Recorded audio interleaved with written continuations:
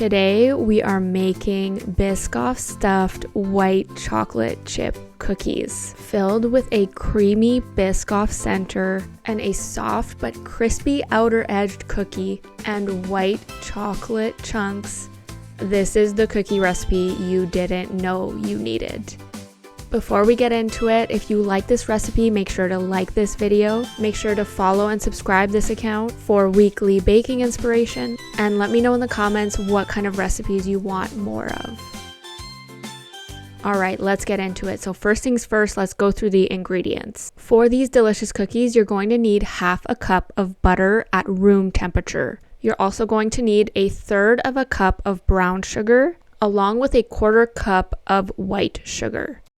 You're going to need 3 tablespoons of Biscoff spread for the cookie dough, plus 8 individual tablespoons of the Biscoff spread.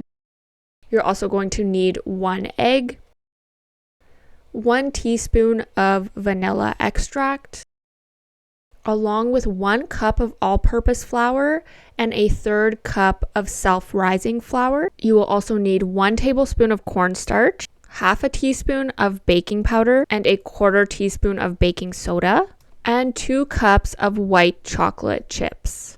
You can also use gold caramel chocolate chips, which are absolutely delicious with these cookies, but they are rather expensive and a little bit harder to find. Alright, so now that you have all of your ingredients gathered, the first thing that you want to do with these cookies is separate your 8 individual tablespoons of Biscoff spread. These are going to be used in the center of the cookie, and you want to chill these before you make the cookie dough to give them time to stiffen. So I use my little tablespoon mold here, but if you don't have this, put your Biscoff in a Ziploc bag and pipe out 8 individual tablespoons of the Biscoff on a piece of parchment paper, and you're going to put this in the freezer while you're making the cookie dough. Now, while your Biscoff is chilling in the freezer, you can go ahead and start making your cookie dough. So in a large bowl of a standing mixer, you're going to combine your room temperature butter along with your brown and your white sugar. You want to grab your beater attachment and you're going to beat these together for a few minutes. You want them to get nice and light and airy and fluffy. This is what's going to give that airy kind of light texture to the cookie when they're baking. And typically this does take a few minutes depending on the temperature of your butter and the speed that you are beating it at. So here you can see they are beating together, but it's not quite ready yet. But once you start to see that paler color in the butter and the sugar mixing together, you can go ahead and scrape the bottom of your bowl. And then you want to add in your 3 tablespoons of Biscoff spread for this cookie dough. And then you're just going to beat this together until it's nice and well combined and nice and fluffy again for about a minute or 2. Now, while this is beating, you want to gather your dry ingredients. So in a separate medium-sized bowl, you're going to add in your flour, so your all-purpose flour and your self-rising flour, along with your cornstarch, your baking powder, and your baking soda.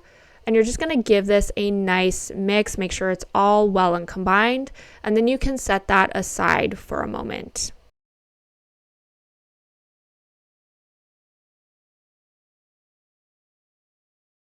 Now, once the Biscoff spread has completely combined into the butter and sugar mixture, and it's nice and creamy and fluffy, you can go ahead and scrape the bottom of your bowl. It is going to be a little bit thicker with the Biscoff in there. And you want to go ahead and add in your vanilla and your egg. And again, you're just going to mix this together until it's nice and well combined.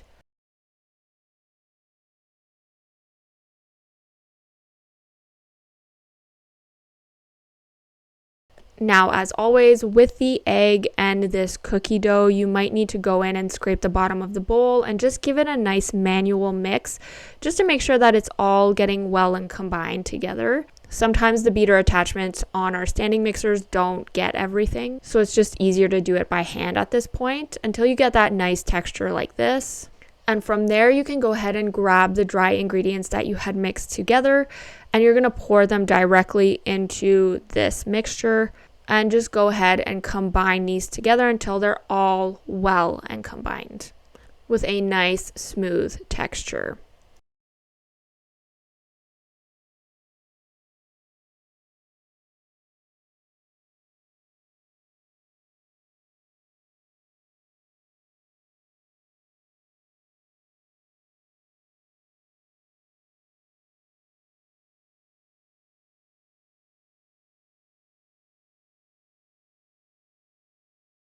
And once it's all well and combined in a nice, smooth, consistent texture, you can go ahead and scrape the bottom of the bowl, and then you can go ahead and pour in your white chocolate chips or your gold caramel chocolate chips, whichever ones that you have handy or whichever ones that you decide to use. Both are really delicious, and you can just go ahead and mix it all together, and this cookie dough is ready to be formed.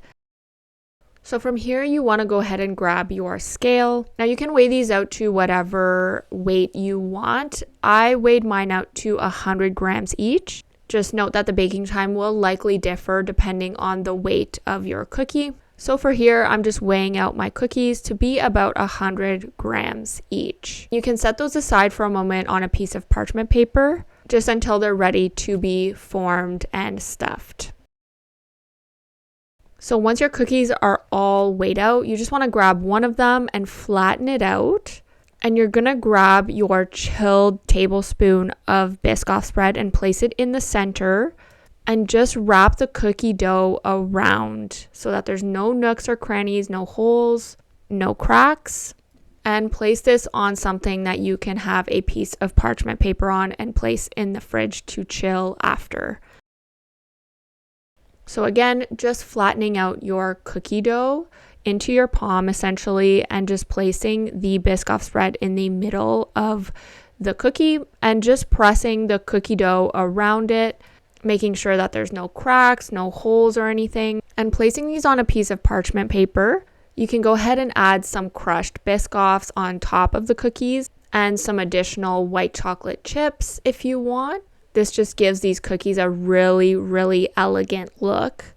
And you're going to place these in the fridge for about half an hour. Now, once they're ready, you can preheat your oven to 350. Get yourself a cookie sheet with some parchment paper on top and lightly grease it. And you can go ahead and place your cookies on top of the cookie sheet. Also, as a side note, if you wanted to put some large white chocolate melts on top of the cookie, that will give it a really nice finish as well. And from here, you just want to bake these for 13 to 14 minutes. And once they're baked, you do want to let them set for a little bit, for about 20 minutes, just to let them kind of settle, because they are kind of a softer cookie, which is what makes them so delicious. And there you have the cookie you didn't know you needed. These are so delicious. I hope you liked this recipe. If you did, make sure to like, follow, and subscribe, and let me know in the comments what kind of recipes you want more of. Thanks for watching, and we'll see you next week.